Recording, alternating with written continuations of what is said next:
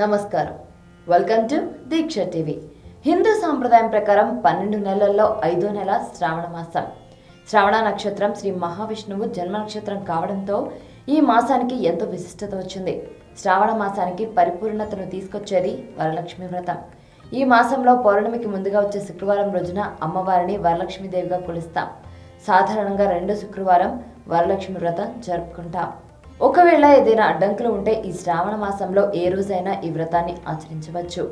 ఈ వ్రతంతో అమ్మవారు తప్పక ప్రసన్నలు అవుతారని అందరి విశ్వాసం. వరలక్ష్మి వ్రతం ఎలా చేస్తారు?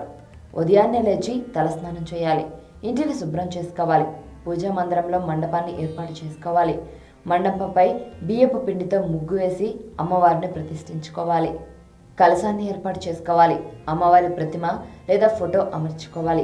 ముందుగా గణపతి పూజ చేసుకొని హారతి ఇచ్చిన తర్వాత అమ్మవారిని పూజించుకోవాలి. వ్రత కథ చదువుకొని అక్షంతలు శిరస్సును ధరించాలి. ఆ తర్వాత ముత్తైదువులకు పసుపు, కుంకుమ, పళ్ళు, వస్త్రదానం లాంటివి చేయాలి. దీనివల్ల 5వ తనంతో పాటు సర్వ సౌభాగ్యాలు కలుగుతాయి. అన్నిటికంటే ప్రధానం భక్తి శ్రద్ధలతో చేయాలి. ఈ వ్రతం చేసిన ఆడంబరాల కంటే భక్తి ప్రధానంగా చేస్తేనే ఫలితం ఉంటుందనేది శాస్త్ర ప్రవచనం. ఇక వరలక్ష్మి వ్రతం ఎందుకు చేస్తారు అంటే, ఈ వ్రతాన్ని చేయడం వల్ల లక్ష్మీదేవి కృపతో ఐశ్వర్యం లభిస్తుంది. సకల శుభాలు కలుగుతాయి. ఐశ్వర్యం అంటే కేవలం ధనం మాత్రమే కాదు, ఆరోగ్యం, సంతానం, ధాన్యం, పశు సంపద, గుణ, జ్ఞానం తదితరాలు. వ్రతం అనేసరికి అందరూ పూజ చేశామా అయిపోయిందా అనుకుంటారు.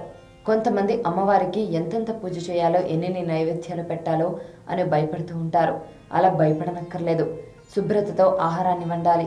వీలైతే చేతనైన పిండి వంటలు చేయాలి. ఇంటికి వచ్చిన మహిళలకు మర్యాద చేసి కాళ్లకు పసుపు రాసి, నుదుటిన బొట్టు పెట్టి, మెడకు గంధం పెట్టి, చేతికి తోరణం కట్టి, చేతితో పళ్ళు, తాంబూలం పెట్టి నమస్కరించి ఆశీస్సులు తీసుకోవాలి. ఈ వ్రతం వంశ పారంపర్యంగా వస్తుంది. దీని అత్తగారి నుంచి లేదా అమ్మగారి నుంచి పిల్లలకి వస్తుంది.